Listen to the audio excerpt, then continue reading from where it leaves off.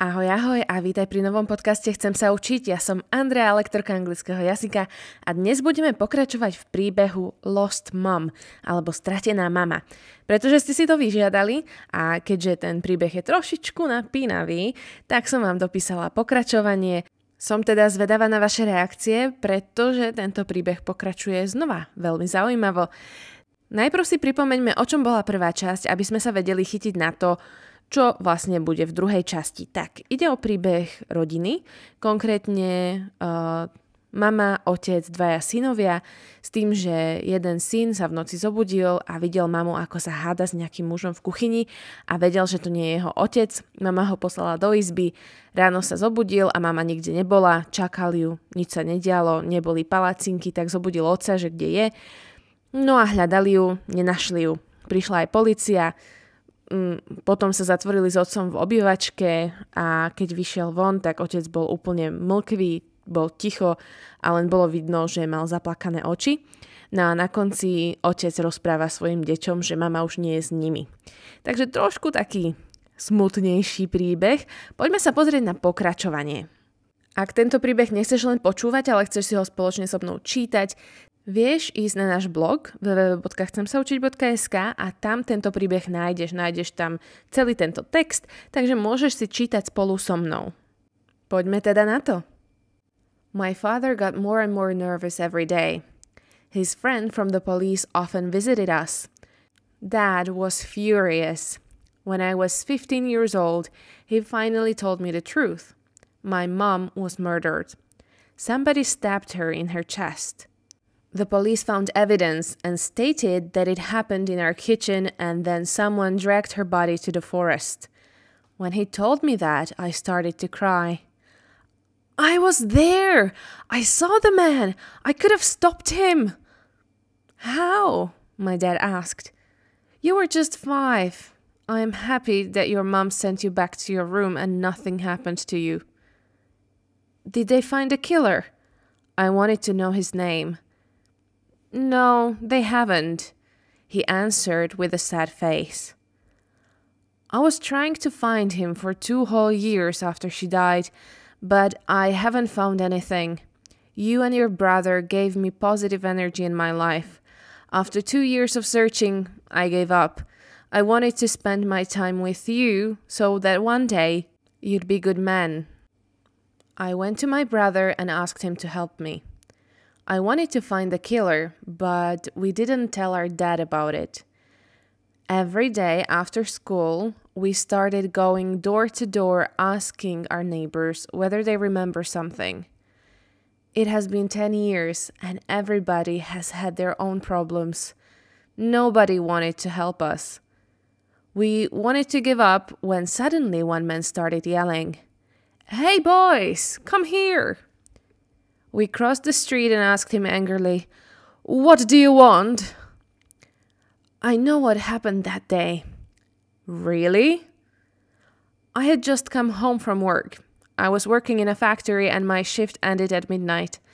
I got out of the car and I saw your mom speaking to a man. I thought it was your father because your mom knew him. I didn't see his face. At first, they were talking. As soon as I closed the door to my house, I heard a scream. I saw your mom gesturing him to calm down and go inside the house. When they were inside, I didn't make anything of it and went to bed. It's hard working 12-hour shifts. Thank you for telling us. I looked at my brother Charlie and we went home. When we were walking, I was thinking, it must have been someone who she knew. Dad's friend Paul, the policeman, spent a lot of time with us. We considered him our uncle. Charlie and I decided to tell him what we were up to. Maybe he can help us. Of course, it has to be a secret. It was Taco Tuesday and Paul spent the evening with us.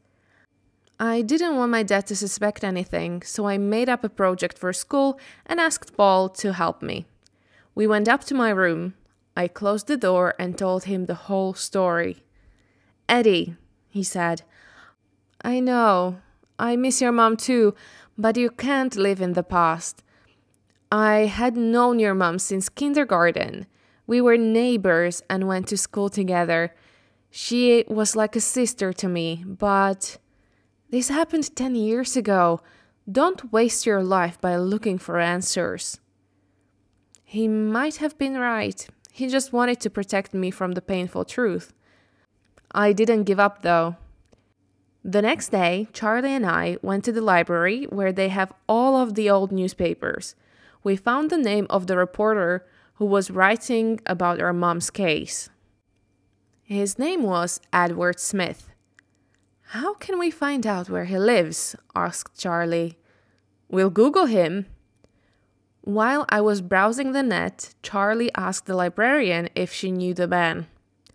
I found 3 men who go by this name and live close by. 2 of them lived in our town, and 1 lived 200 miles away in a village where nobody lives. I came to Charlie and I heard the librarian say, Edward Smith, the reporter. He used to live here, but one day he packed his bags and left. I don't know where he lives now. That was a great piece of information. I knew where we had to go. When we were walking back home, a car stopped by us. Boys, get in. I'ma take you home, yelled Paul, who was driving the car. We were talking about the reporter the whole journey. Charlie said, Paul, you have to take us there so that we can find out the truth. Paul was quiet. When we stopped in front of our house, he started screaming. Boys, stop it! Don't do anything stupid and don't try to find the killer. You can get hurt. It was weird. I had never seen Paul so angry. He wasn't telling us everything, and I will find out what he's hiding. A touto vetou tento príbeh ukončíme, teda túto časť príbehu. Ak chceš počuť pokračovanie, nezabudni mi to napísať, aby som vedela, že je o to záujem. Mňa osobne tento príbeh zatiaľ veľmi baví, takže uvidíme. Som zvedavá, čo sa dozvieme. Ešte sama to neviem. Každopádne, ak sa vám tieto podcasty páčia, na Spotify im dajte hviezdičky, veľmi nám to pomáha. Prípadne na YouTube nám dajte like, subscribe alebo odber a počúvajte ich. Máme aj staršie podcasty, takže ak si ešte nepočul všetky predošlé, kľudne si ich vypočuj, pretože do konca roka to bude fuška, konkrétne pracovne, tak neviem, kedy konkrétne sa dostanem k podcastom, ale od nového roka by som naozaj veľmi rada to robila pravidelne, aby aj vy ste mali takú istotu, že reálne ten podcast môžete očakávať a môžete sa z neho niečo naučiť. Čo je za domácu úlohu z tohto podcastu je to, že chod na náš blog, pozri si náš text, ktorý je k tomuto príbehu, pretože v texte som použila viacero hovorových fráz, ktoré nie vždy sa učia v škole. Skúsi ich zvýrazniť, skúsi nájsť, čo znamenajú a potom mi to kľudne pošli do správy, alebo to daj ako komentár, aby som videla, že si sa z toho reálne niečo naučil alebo naučila, pretože je super poznať takéto hovorové frázy a začať ich využívať v aktívnej reči. Tak, dúfam ešte raz, že sa vám to páčilo, teším sa na vás na budúce, neviem konkrétne povedať, kedy to bude, ale veľmi sa na to teším a zatiaľ vám prajem krásny zvyšok dňa. Hear you next time, bye bye!